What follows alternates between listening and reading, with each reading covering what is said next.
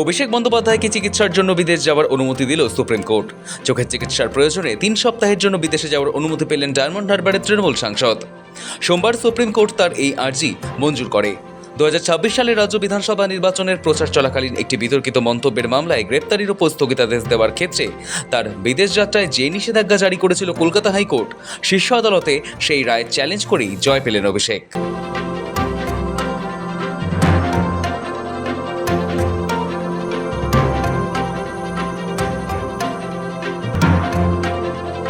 বিদেশ যাত্রার অনুমতি দিলেও বেঁধে দেওয়া হয়েছে শর্ত।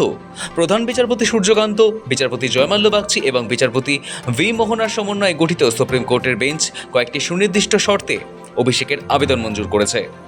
আদালত জানিয়েছে 3 সপ্তাহের জন্য তিনি বিদেশে যেতে পারবেন। অভিষেককে তার ডিপ্লোম্যাটিক বা কূটনৈতিক পাসপোর্টের মাধ্যমে যাতায়াত করতে হবে। পাশাপাশি তার সম্পূর্ণ ভ্রমণসূচি ও বিদেশে অবস্থানের ঠিকানা তদন্তকারী সংস্থার কাছে জমা দিতে হবে। তবে অভিষেকের আইনজীবী গোপাল শঙ্কর নারায়ণের আবেদনের ভিত্তিতে আদালত স্পষ্ট নির্দেশ দিয়েছে যে সেই ভ্রমণসূচির গোপনীয়তা রক্ষা করতে হবে এবং তা জনসমক্ষে প্রকাশ করা যাবে না।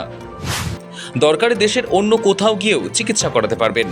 তার আগে অবশ্য কলকাতা হাইকোর্টের নির্দেশ মেনে এসএসকেএম হাসপাতালে গিয়ে চেক আপ করাতে হবে অভিষেক বন্দ্যোপাধ্যায়কে।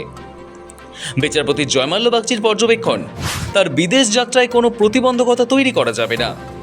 দেশের শীর্ষ আদালতের এই নির্দেশ নিঃসন্দেহে অভিষেক বন্দ্যোপাধ্যায়ের কাছে বড় স্বস্তি।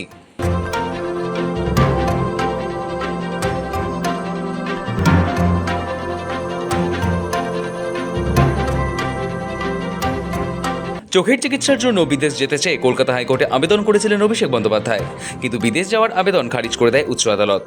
20 জুলাই কলকাতা হাইকোর্টের বিচারপতি সৌগত ভট্টাচার্যের বেঞ্চ প্রশ্ন তোলে, বিদেশে গিয়েই কেন চোখের চিকিৎসা করতে হবে? কলকাতায় চোখের চিকিৎসার জন্য একাধিক হাসপাতাল রয়েছে। এসএসকেএম হাসপাতালেই তিনি চোখের চিকিৎসা করাতে পারেন। এই রায়কে চ্যালেঞ্জ করে সুপ্রিম কোর্টে যান অভিষেক বন্দ্যোপাধ্যায়। সুপ্রিম কোর্টের নির্দেশে মামলা ফেরত যায় হাইকোর্টে।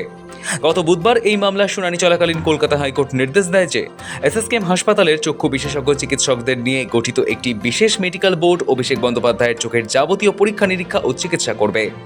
তার চোখের বর্তমান অবস্থা ঠিক কেমন এবং প্রয়োজনীয় উন্নত চিকিৎসা ভারতে সম্ভব কিনা তা পুঙ্খানুপুঙ্খভাবে খতিয়ে দেখবেন চিকিৎসকেরা।